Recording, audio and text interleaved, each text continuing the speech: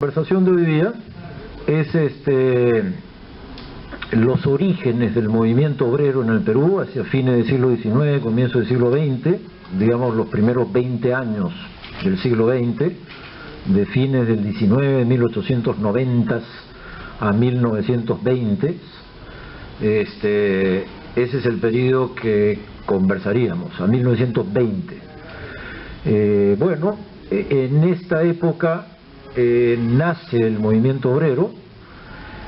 Tiene que ver con transformaciones económicas que ocurren en el Perú, que vamos a ver en algún momento con cierto detalle, pero hay como nacimiento del capitalismo. El capitalismo propiamente dicho aparece en el Perú. Antes lo que se había vivido era la época del guano, pero el capitalismo como sistema económico, las empresas, la ganancia, el mercado, la exportación en grande al mercado mundial, aparece en esa época, ¿no? Después de la Guerra del Pacífico, y eso va a traer el nacimiento del movimiento obrero, que cambia de una manera muy clara la composición del movimiento popular. No es que antes no hubiera pueblo, sí había pueblo, pero el pueblo que tiene como ingrediente, como elemento al movimiento obrero, va a ser un pueblo muy diferente, ¿no?, al anterior.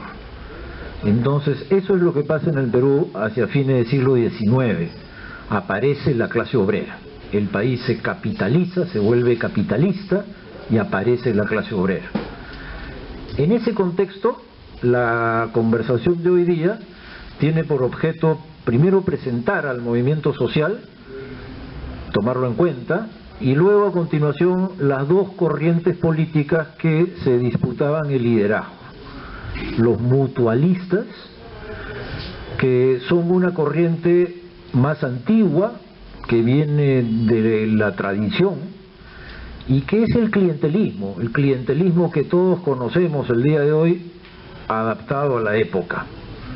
Ya hablaremos de los mutualistas con un cierto detalle, y en vez de ellos, en la controversia con el mutualismo se halla la corriente anarcosindicalista, que también tendremos ocasión de presentar cuáles son sus fuentes ideológicas, quiénes son sus principales representantes, cuáles eran sus medios de prensa, cuál era el alcance de su política, qué era lo que pretendían, qué lograron y cuáles fueron sus límites, cuál fue su fin, ¿no?, el fin del anarcosindicalismo, que viene a continuación. Entonces, esos son los objetivos de la conversación de hoy día. Digamos, tres grandes, ¿no? Presentar el desarrollo del capitalismo, el nacimiento del movimiento obrero, uno. Dos, los dos grupos políticos que colisionan, que conflictúan en pos del liderazgo del movimiento popular. Mutualistas y anarcosindicalistas, sus combates y su devenir. Bueno, yo aquí, como les decía, es que hago la primera de mis interrupciones para recoger sus preguntas, opiniones sobre lo dicho y poder ir hilvanando una conversación tomando en cuenta el punto de vista de ustedes. Ustedes dirán, ¿quién quiere hacer uso de la palabra? ¿Tú dirás? Doctor Pata, cuando hablas del nacimiento del capitalismo en el Perú, o cuando el capitalismo tiene un inicio ya concreto, hablas del capitalismo industrial, ¿cierto? Y por ende del capitalismo que origina la clase obrera. Sin embargo, el Perú era semifeudal o feudal, como quiera llamarse, en gran parte del territorio. No era que el capitalismo se localizaba en Lima, tal vez en Arequipa y en alguna otra ciudad, pero que el gran espacio social y económico era precapitalista, no era capitalista en sí mismo. ¿Estoy en lo cierto o no? Grosso modo sí. Ahora, en cierto sentido no. Voy a explicar. El Perú aún era precapitalista, esa idea es correcta. De lo que estamos hablando es el momento del nacimiento del capitalismo. Entonces, el momento que el capitalismo, digamos, industrial, como bien has precisado, ¿no? El capitalismo industrial y por ende la clase obrera aparecen, no es un momento en el cual aún son predominantes, es el momento de su nacimiento, en medio de un mar precapitalista que aún es mayoritario en términos numéricos. Es obvio que la población precapitalista, digamos, viviendo en sistemas semiserviles, es mayor numéricamente que la población que entra como obrero ya al movimiento industrial. Entonces estamos hablando del nacimiento del capitalismo, no de su predominancia. Y en eso tienes razón al resaltarlo. Ahora, por otro lado, no era en Lima. El capitalismo en el Perú nace en Lima un poco, pero mucho en provincias. Me explico. Tienen en primer lugar el proletariado azucarero y las haciendas azucareras, las haciendas agroexportadoras del azúcar. Esto es Lambayeque, La Libertad. Y ahí hay ya no campesinado, es proletariado agrícola, que es diferente al campesinado. No poseen la tierra, no siembran nada, digamos, de alimentos, producen íntegramente azúcar. Azúcar, por otro lado, como ustedes saben, es un producto agroindustrial. Una gran plantación tiene un ingenio. El azúcar implica fábrica. Entonces, es un producto muy diferente, pues, y un proceso social y una clase popular, el sector popular obrero, azucarero, muy diferente al campesinado comunero, digamos, ¿no? Incluso al campesinado comunero de Piura, muy diferente. Entonces, están haciendo esto en Chiclayo, Trujillo, para poner un ejemplo. Luego, es las minas, ¿no? Y eso es, pues claro, una vez más, la región central del país, que también es el interior, es Cerro, es también La Oroya, ¿no? En este periodo es que la empresa Cerro de Pasco Corporation pone en marcha la fundición de La Oroya, y entonces es Cerro gran centro productor, y dentro de Cerro varios, ¿no? Varios lugares, en realidad una chancadora por ahí, y luego lo que estamos hablando, ¿no? El complejo metalúrgico de La Oroya. Había olvidado en el departamento de Piura, para hablar una vez más del norte del país, el petróleo. Talara, el petróleo, una refinería, pozos, una empresa imperialista, la International Petroleum Company, de origen norteamericano, como ustedes saben. Entonces, el capitalismo está naciendo no solo en Lima también. En Lima es un capitalismo más industrial. Lo que hay en Lima es fábricas textiles, en Vitarte, que son de algodón, y fábricas también textiles de lana, Santa Catalina, que queda en La Victoria. Estas dos son las fábricas grandes textiles. En Vitarte en realidad hay varias, y hay una industria en Lima de alimentos, bebidas, cerveza, bebidas gaseosas, galletas, molinos para fideos. Entonces hay alrededor de textiles y alimentos un movimiento obrero industrial en Lima, ¿no? Pero en estas otras industrias extractivas, petróleo, minas, y en el azúcar, ¿no? Que en realidad no es una extractiva, es una agroindustrial, está apareciendo un proletariado a nivel nacional, ¿no? Eso es digamos, es no solo Lima, ese es el punto, ¿no? ¿Alguna otra? ¿Tú ibas a comprar?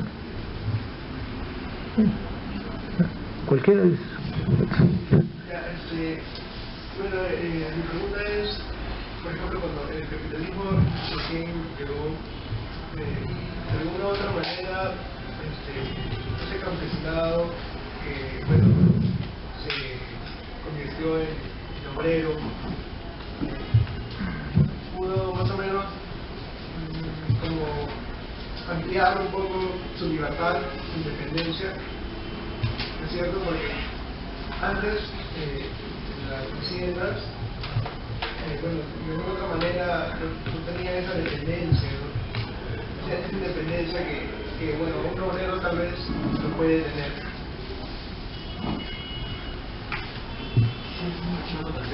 Bien. Leí un poco a Tom narra que creo que fue en Inglaterra, no sé si fue en 1600, cuando empezaron a nacer los grupos anarquistas.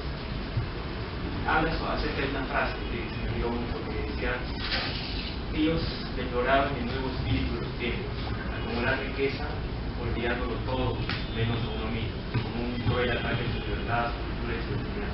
Entonces eso me hizo entender que los obreros tenían, a partir del nacimiento del capitalismo, una promesa de que ellos iban a ser libres, de que ya no iban a ser esclavos y que iban a tener pues un señor, y que con la promesa del capitalismo y de la democracia ellos tenían una promesa. Esa promesa se veía en los obreros del Perú, en el sector obrero, campesino, cuando se habló después de la guerra de había cierta promesa que hablaban los grupos anarquistas de Inglaterra. Ya.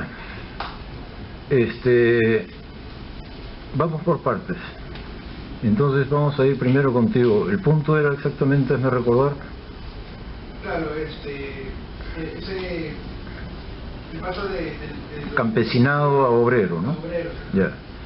Lo primero que hay que decir es que no fue voluntario, en el sentido que existe la figura del enganchador. Los campesinos no quisieron volverse obreros. Los campesinos querían seguir atados a la tierra porque era su costumbre, era ancestral, sabían moverse en ese terreno, reproducían su familia, su forma de vida, no se morían de hambre, salvo casos excepcionales. Y bueno, entonces entre el campesinado de la época hay que distinguir entre dos formas básicas: el campesinado, que es peón de hacienda, que en realidad es como el régimen de servidumbre, ¿no? Cuando se habla de semifeudalidad o de feudalidad, lo que se está diciendo es que un porcentaje grande del campesino es siervo de terratenientes, de gamonales. Eso es el régimen de hacienda.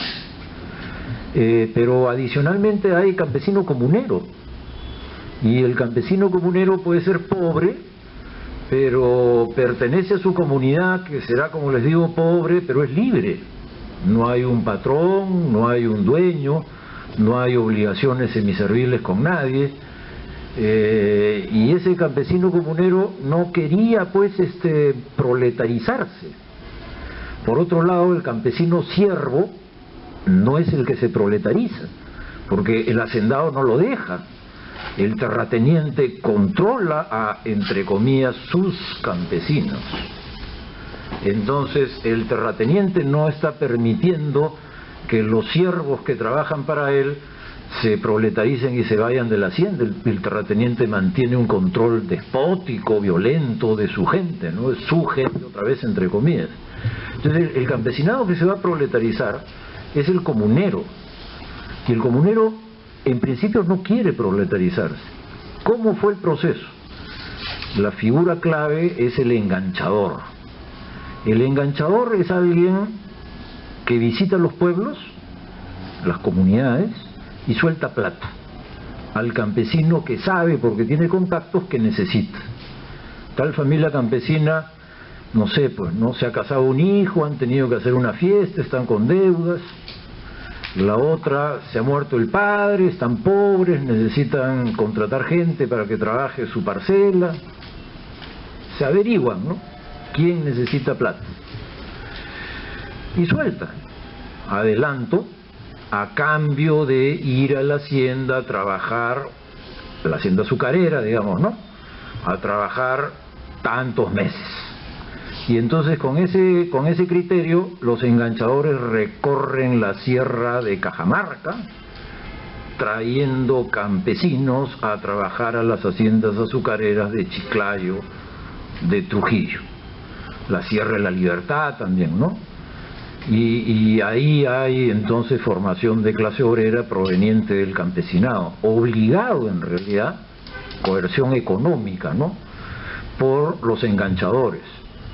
Luego en la hacienda habían mecanismos para que permanezca, y eran sencillos, ustedes conocen, era la tienda, ¿no?, la llamada la mercantil, y que consistía en que no había pues libertad de comercio dentro de la hacienda, solamente había una tienda que era del dueño, que vendía todo bien caro y fiaba. Entonces el campesino iba endeudándose, pues no dependía de la disciplina personal, ¿no?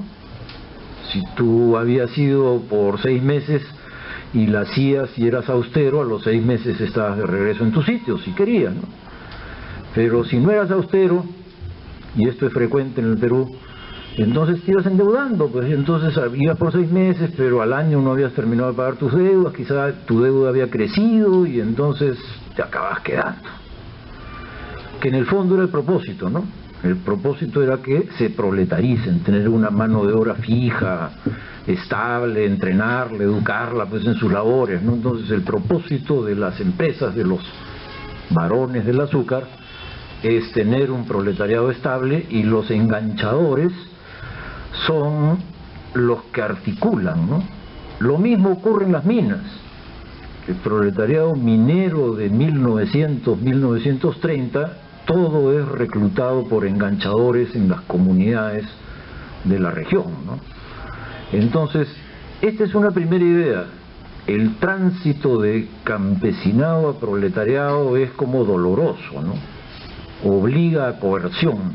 La coerción es económica, adelantos y luego deudas, para obligar a la gente a romper el vínculo con la tierra. Esa es una primera idea. Luego, la promesa de libertad a la que alude precisamente es la idea de los anarcosindicalistas, ¿no? Ya veremos a continuación, cuando entremos a comparar mutualismo y anarcosindicalismo, las ideas de los anarcosindicalistas son precisamente ideas de libertad individual, ¿no? González Prada, que fue anarquista, que escribía muy bien, tiene una serie de artículos, y bueno, la prensa anarcosindicalista es conocida, ¿no? Los periódicos de los anarcosindicalistas están en la Biblioteca Nacional, se puede leer la prensa directamente, hay bastantes publicaciones. Entonces el discurso libertario, ¿no?, que es el discurso de los anarcos, es eso, pues libertad, y la idea que desapareciendo el Estado, su diferencia con los comunistas es que los comunistas siempre quisieron capturar el poder del Estado para ponerlo al servicio de los intereses populares. En vez de ello, los anarquistas están planteando que el Estado en sí mismo es el enemigo, y que de lo que se trata es de destruirlo, que no haya Estado, que si esto ocurre, que desaparece el Estado, entonces la gente será libre, y vivirá la gente en cooperativas, comunidades, piensan en cooperativas y federaciones de cooperativas, sin fronteras nacionales, todos hermanados, y sin disputas territoriales ni patriotismo, y la idea que si se desaparecen los funcionarios públicos, y si no hay presidentes, no hay alcaldes, no hay funcionarios en general, congresistas, tampoco hay uniformados, porque eran muy enemigos del ejército, de las Fuerzas Armadas y de la policía, y tampoco hay curas ni monjas, porque además eran enemigos de la religión. Entonces, si desaparecen los curas, los milicos y los funcionarios públicos, los seres humanos seremos libres. Ese es el planteamiento muy en chiquitito, muy en esencia de los anarcos, y expresan lo que estás tú planteando, la idea entre los primeros obreros que hay en la actividad industrial, la promesa de la libertad de la humanidad, ¿no? Que los obreros pueden hacer libres a los seres humanos, ¿no? A través de ciertos procedimientos, que es lo que veremos hoy día. ¿Alguna otra pregunta? Tú dirás. Sí, creo que antecede a esto la guerra del Pacífico, bueno, no estoy seguro, pero quería ver si me podía dar chance de la influencia que tiene en esta etapa, y también el desplazamiento, ¿no? del imperialismo inglés, ¿no? Por el imperialismo norteamericano, está justamente también en este periodo, y que hace justamente el nacimiento de un capitalismo así, pero dependiente justamente de ese capital externo, y que es diferente, ¿no? Un capitalismo industrial, porque creo que así lo había mencionado, que es prácticamente industria ligera, prácticamente todo, o extractivista, es la característica, digamos, de la que usted ha dado, ¿no?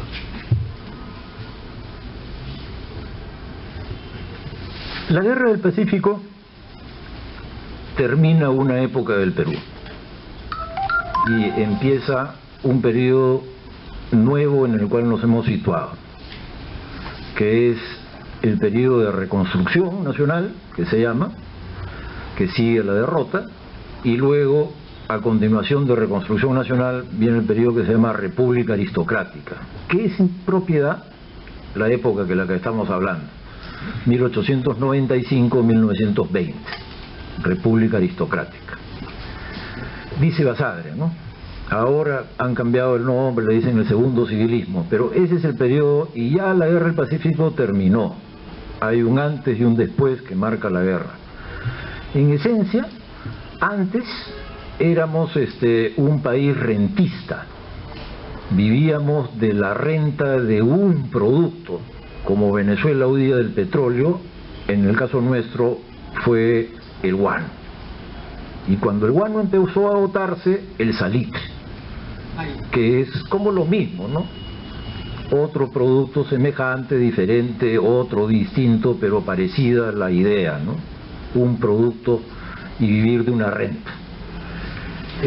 Mientras que después de la Guerra del Pacífico, el Perú tiene una economía diversificada. Habrá azúcar, no hemos hablado del algodón, pero hay algodón, azúcar en la costa, petróleo en la costa norte, lanas en Arequipa, Puno, Moquegua, exportación de lana, ¿no? Tanto de oveja como de alpaca, a través de Arequipa, moviendo y al mercado mundial. Y luego el proletariado minero del cual estamos hablando en el centro del país, una refinería en Loroya, que para la época es un gran adelanto tecnológico, y luego en la selva, que no hemos mencionado tampoco, pero es la ocasión, el desarrollo del caucho. Entonces el Perú de 1900, digamos, a diferencia del Perú de la Guerra del Pacífico y para atrás, no depende pues de un producto, no es guano y una renta, es una economía diversificada a nivel nacional. En toda ella está naciendo la clase obrera, y cada una con sus particularidades regionales, en una más claramente clase obrera, en otras formas hasta esclavistas, ¿no? En el caso del caucho, formas esclavistas, ¿no? Pero bueno, está naciendo el capitalismo con todas las miserias pues que trae el capitalismo. Nadie dice que el capitalismo es pulcro, al contrario, es miserable, espantoso, explotador, basa en la plusvalía la ganancia, pues, ¿no? Entonces es explotar la mano de obra de una manera lo más intensa posible. De tal forma que eso es lo que está ocurriendo en el Perú hacia 1900, ¿no? El nacimiento del capitalismo. Ahora, ¿es un capitalismo nacional? No, no lo es. El Perú nunca hubo desarrollo nacional independiente, veníamos de colonia, y en la era colonial pues todo era España, y una vez que nos liberamos y adquirimos independencia política, Sin embargo, los negocios internacionales cayeron en manos de Gran Bretaña. Y así fue, en realidad no hasta esta época, hasta poco después. Estados Unidos se vuelve predominante en el Perú en la época de la Primera Guerra Mundial, 1914-1918. Ahí es el tránsito de la hegemonía británica a la norteamericana. Entonces, hacia 1900, están apareciendo cada vez más negocios cuyo origen es norteamericano. Por ejemplo, la Cerro de Pasco, hablando de las minas del centro, capitales norteamericanos. Pero en el petróleo, por ejemplo, inicialmente fueron ingleses. En cierto momento compran los gringos, ¿no? Compra el International Petroleum Company y ahí aparece Estados Unidos.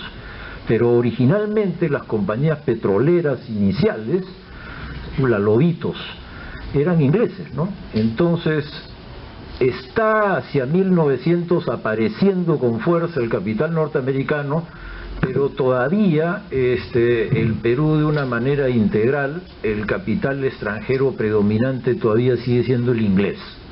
Con la Primera Guerra Mundial esto termina. Y es fácil de entender por qué. Con la Primera Guerra Mundial se interrumpió el comercio con Europa. La Primera Guerra Mundial son los submarinos, hundiendo los barcos mercantes, submarinos alemanes. Entonces, ¿qué ibas a exportar pues Inglaterra en la Guerra Mundial? Nada, pues, ¿no? Exportabas, corrías el riesgo de que a mitad de camino los alemanes hundan tu envío, y chao, ¿no? De tal modo que es en la Primera Guerra Mundial cuando el comercio de exportación peruano se vuelca hacia los Estados Unidos y Europa queda ya en segundo lugar, ¿no? Por ahora entonces estamos aún en una fase transicional, ¿no? Todavía, en la época que nos hemos situado, todavía Inglaterra es. Antonio. Una pregunta más y paso adelante a un nuevo tema. Tú dirás. La relación que hay hubo o no hubo el movimiento obrero, ¿no? La posguerra del Pacífico con el movimiento campesino. Si los nuevos obreros fueron de origen indígena, el movimiento campesino, por ejemplo, de Lucho Pedro y Atusparia, no se vinculaban de alguna manera con los obreros de las haciendas careras o de las mineras o laneras. ¿Hubo o no hubo una relación entre estos movimientos? Alguna, pero vamos entonces para el punto que estás planteando. El Lucho Pedro y Atusparia, Pedro Pablo Atusparia, corresponden a una rebelión campesina en el Callejón de Huaylas, en el año final de la Guerra del Pacífico. Acaba de terminar la Guerra del Pacífico y el Perú se encuentra en guerra civil entre los de Iglesias, que ha firmado el Tratado de Ancón, contra los de Cáceres, que van a ganar, pues, ¿no? Pero que la guerra es larga, demora todo un año. En el transcurso de ese año, es el año 1885, todo el año es de guerra civil. En el transcurso del año hay esta rebelión campesina en Huaraz. Entonces, es un poco antes, ¿no? Es el final de la Guerra del Pacífico.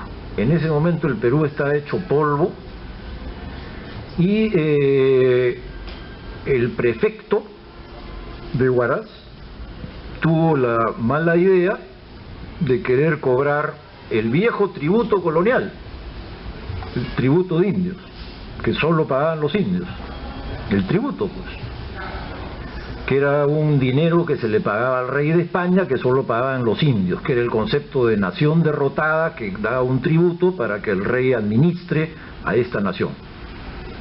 Y ese tributo se había seguido cobrando en la era republicana, le cambian de nombre nada más, ¿no? De tributo pasa a llamarse contribución, pero sigue cobrándose, Y a lo largo del siglo XIX hay una época en que se declara abolido y unos años después, alguna urgencia del fisco, lo declaran restablecido. Y así va.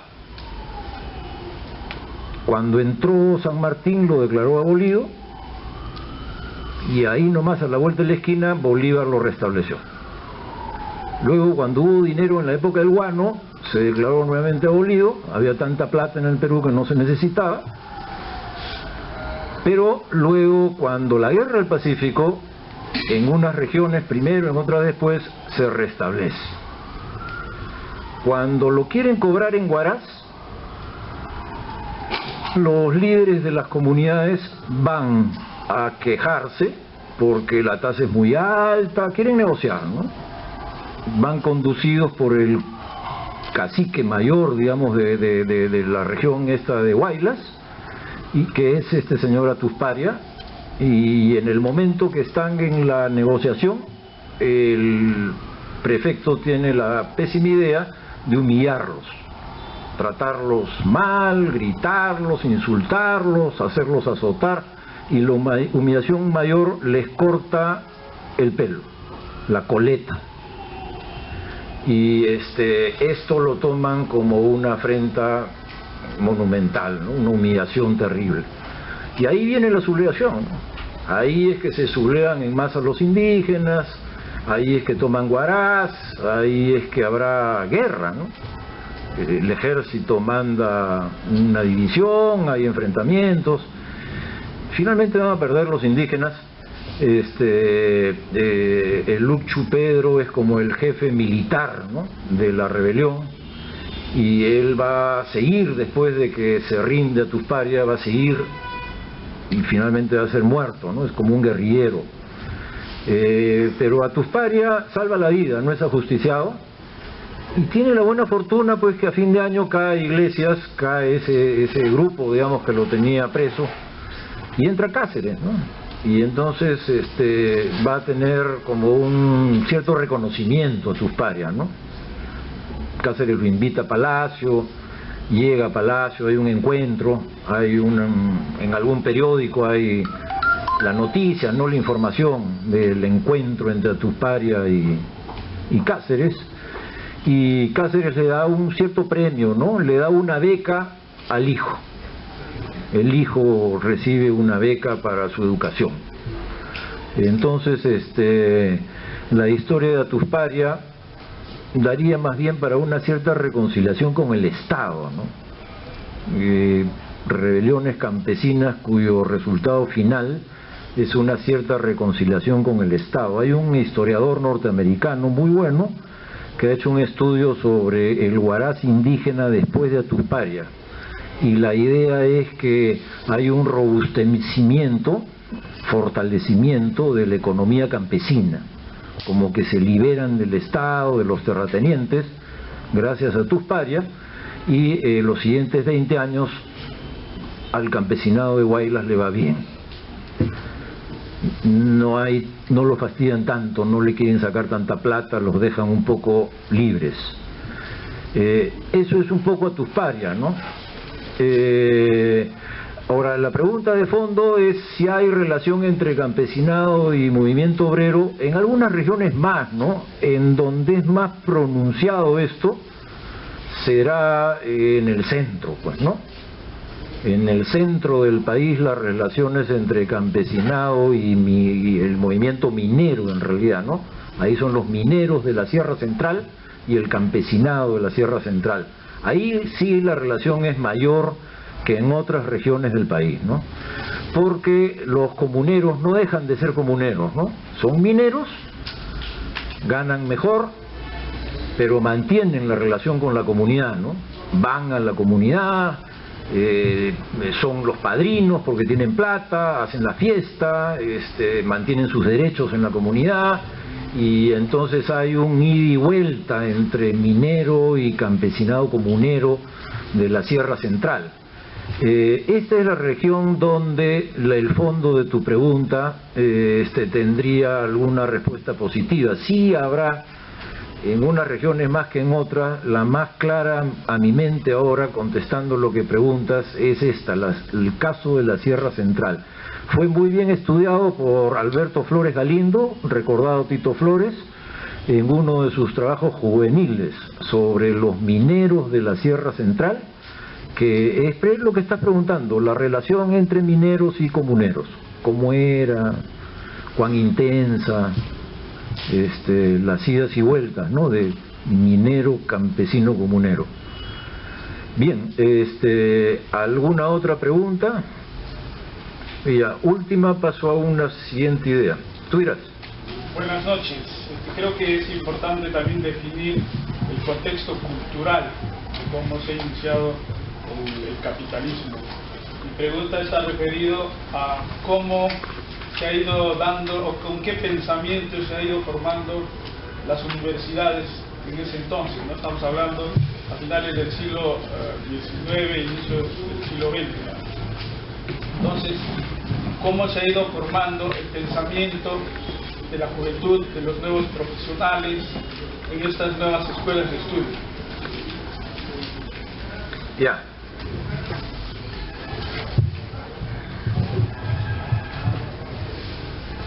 Lo primero que hay que entender es que el movimiento obrero, el movimiento popular, es extrauniversitario.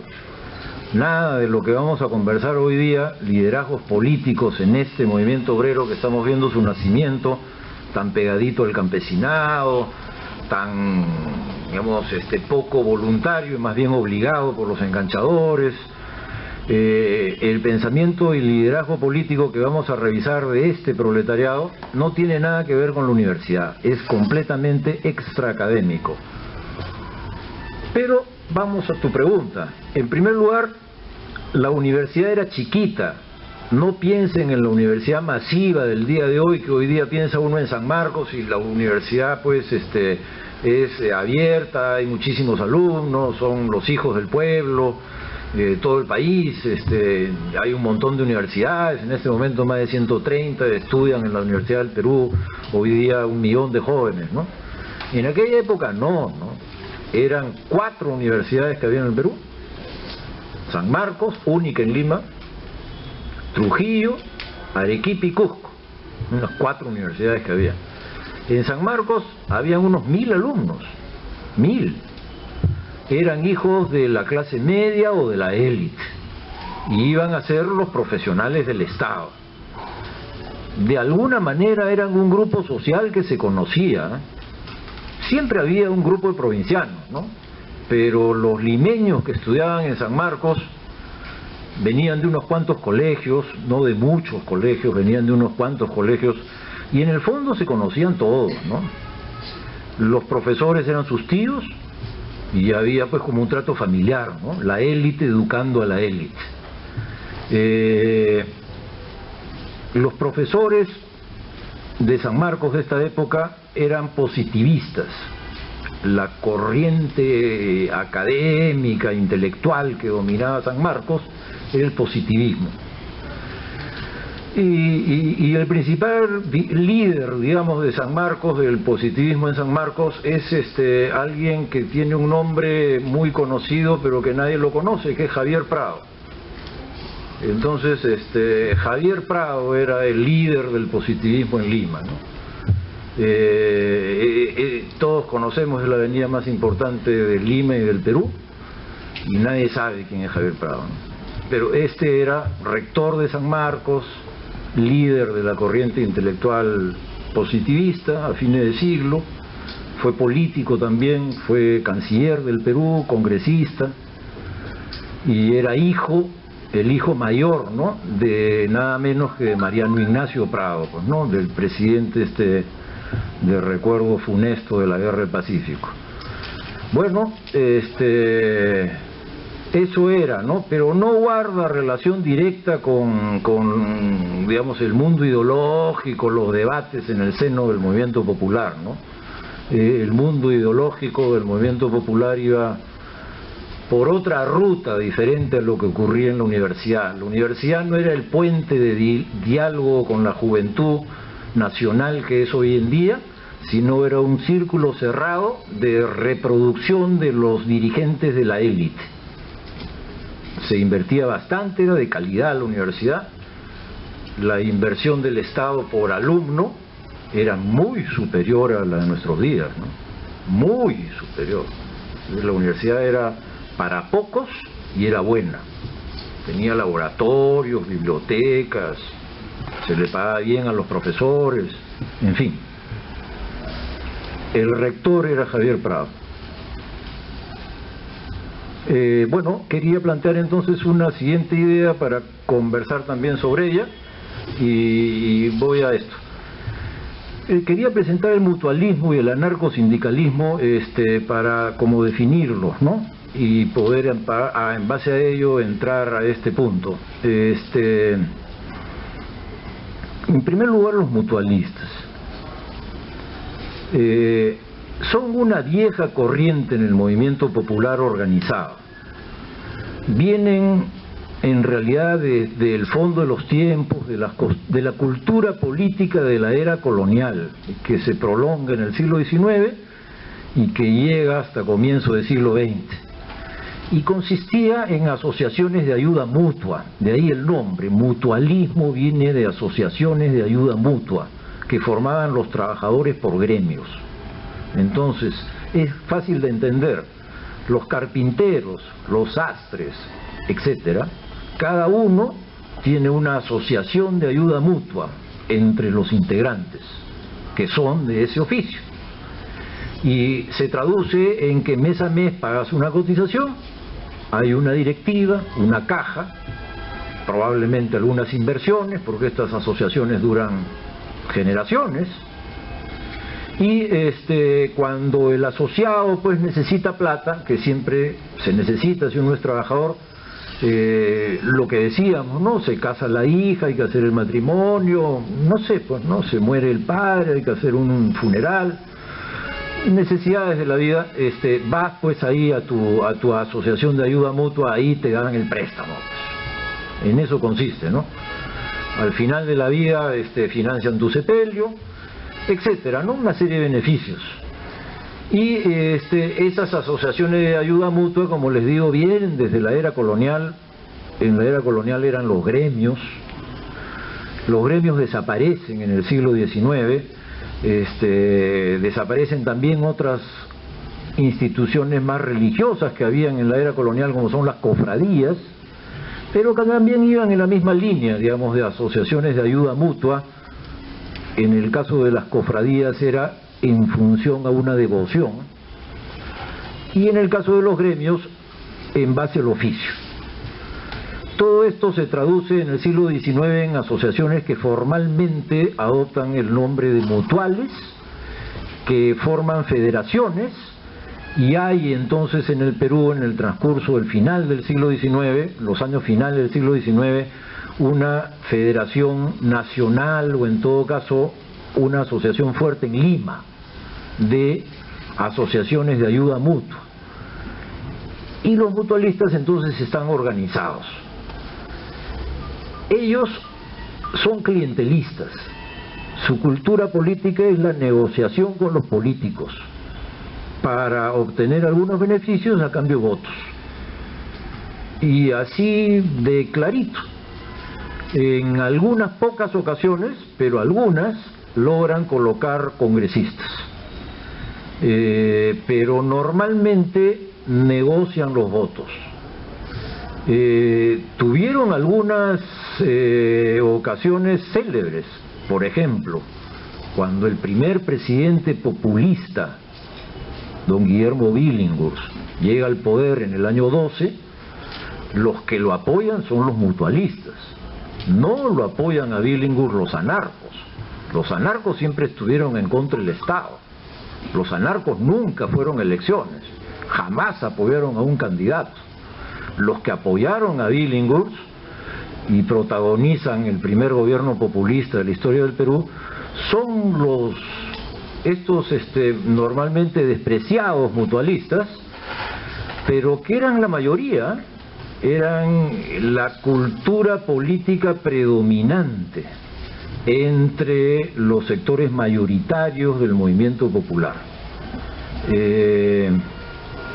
Hay menos estudios sobre ellos que sobre los anarcosindicalistas, porque los anarcosindicalistas son más atractivos, son radicales, tienen creaciones culturales significativas, tienen un discurso sobre el Perú, sobre el mundo, tienen una actitud bastante abierta hacia el tema de la mujer, tienen una actitud progresista en una serie de terrenos más bien culturales, ¿no?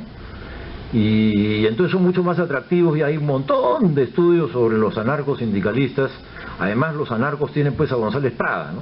Tienen una gran figura intelectual que está comprometido él, González Prada, con ellos, ¿no? De tal modo que sobre el anarcosindicalismo hay estudios variedad, sobre un aspecto, otro aspecto. El mismo César Lévano, ¿no? El director del Diario Uno, es hijo y nieto de los líderes de la época, ¿no? Los Lévanos son parte de los líderes más relevantes del anarcosindicalismo peruano. Entonces han tenido en Lévano un hijo nieto que ha bregado por mantener el recuerdo vivo. Pero los anarcosindicalistas, eso conviene tenerlo claro también, eran la vanguardia, eran el grupo más esclarecido, eran el grupo más, les llamaban los cerebritos, el grupo que te elaboraba ideas, ¿no? Ideas propias, muy relevantes las ideas. Pero los otros, los clientelistas, los mutualistas, los de las asociaciones de ayuda mutua, esos eran la mayoría, ¿no? Eso también conviene tenerlo claro desde el comienzo. Bueno, yo hasta aquí, como que quería hacer una primera presentación de las dos corrientes de opinión, y seguramente con sus preguntas iremos profundizando en una y en otra. Tú dirás. A ver, alguna mujer que haga una pregunta, por favor. Última pregunta de hombre. Tú dirás. Me gustaría saber cuáles eran las condiciones laborales de los obreros en esta etapa. Y si es que se puede resultar algunas leyes laborales. Hay las dos cosas. No había aún jornada de las 8 horas. Este periodo es el periodo de la lucha por la jornada de las 8 horas, que se va a conseguir en 1919 en ocasión de una gran huelga de la que hablaremos luego. Entonces normalmente se trabaja 12 horas, en algunos lugares muy explotadores hasta 14, y en 10, 12, digamos, otras categorías laborales, ¿no? 12 es lo normal, digo, 10 en mujeres y niños, porque trabajan mujeres y niños en proporciones superiores a la que uno podría creer, y entonces un poco menos en horas que los hombres, las mujeres y niños, pero todos trabajando más de 8 horas. Otra característica es que los salarios son bajitos. Nadie como obrero asalariado está haciéndose rico, ni mucho menos. Salarios bajos, percepción de condiciones de vida más bien pobres, ¿no? Los mineros viven en campamentos, las condiciones de vida en los campamentos es bastante pobre, ¿no? Pocos servicios y lugares inhóspitos, ¿no? Al lado de las minas, lugares inhóspitos, no viven cerca de la ciudad, viven como retirados, ¿no? Y bueno, los obreros de la ciudad en barrios populares, pues, ¿no? Entonces nadie está haciendo dinero como obrero, condiciones salariales bien apretadas y jornadas de trabajo más bien, como estoy diciendo, largas y prolongadas. Una vida llena además de problemas que hoy día serían considerados de salud, ecológicos, ¿no? Nadie cuida nada, ¿no? Empieza la refinería de La Oroya, por ejemplo, y los humos de La Oroya arruinan los pastos de un montón de haciendas del Valle del Mantaro, ¿no? Tierras de comunidad, tierras de hacienda, que se deterioran inmediatamente por los humos de la refinería de Loroya. Entonces, preocupaciones ecológicas cero, y esto lleva también a preocupaciones por la salud, ¿no? La salud del personal laboral, del personal de los trabajadores, súper descuidada, pues, ¿no?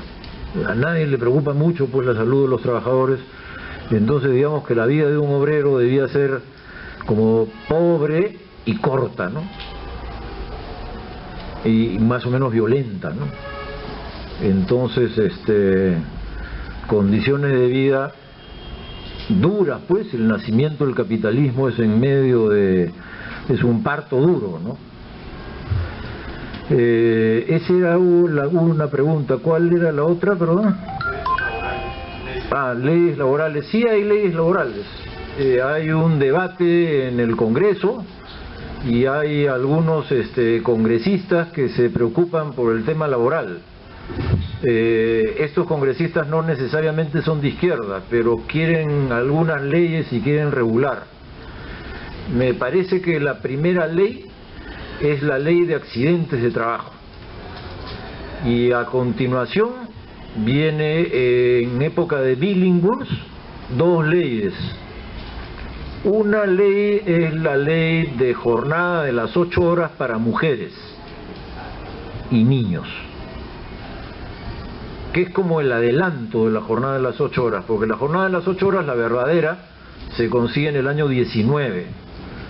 La ley de la que estoy hablando es del año 13, en la cual hay jornada de las 8 horas para 3 grupos: mujeres, niños y estibadores, trabajadores del puerto del Callao haciendo carga y descarga de los buques, ¿no? Estibadores, mujeres y niños. Esa es una ley del año 13. Y el año 13 también, con Billinghurst, se promulga una ley que regula el derecho de huelga. Se norma el derecho de huelga. Tiene que haber una asamblea de trabajadores, tiene que tener un tanto por ciento de los trabajadores sindicalizados, tiene que avisarse a la autoridad con tantas 3 días, 2 días de antelación, una serie de condiciones, ¿no? Pero queda como a través de esa ley como reglamentado que la huelga es un derecho, ¿no? Y si cumplen tales condiciones, hay derecho a hacer huelga. Esa es la importancia de la ley de huelgas. Entonces, en resumen, hay leyes laborales, hay diputados que son de derechas, que están detrás de estas.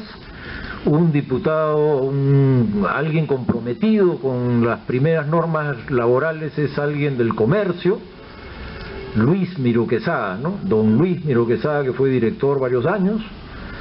Cuando joven era civilista y estuvo detrás de estas primeras leyes laborales. La primera es de accidentes de trabajo, la segunda es de jornada de 8 horas para mujeres, niños y estibadores, y la tercera es la de huelgas. Entonces sí habían algunas leyes laborales, era un tema, parte de la agenda política nacional eran leyes laborales.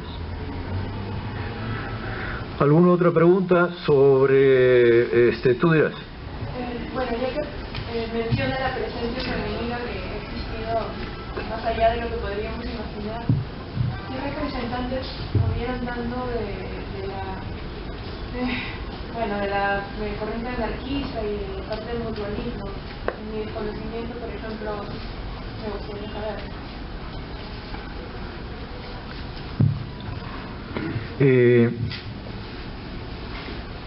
La idea que tenían los anarcosindicalistas era que no había que hacer política, que la política era en sí mala, que quien hacía política no llegaba a nada, que se corrompía el que hacía política, que inevitablemente el que iba al Congreso, ahí las alfombras del Congreso se tragaban el espíritu de la gente y se volvían sirvientes del orden.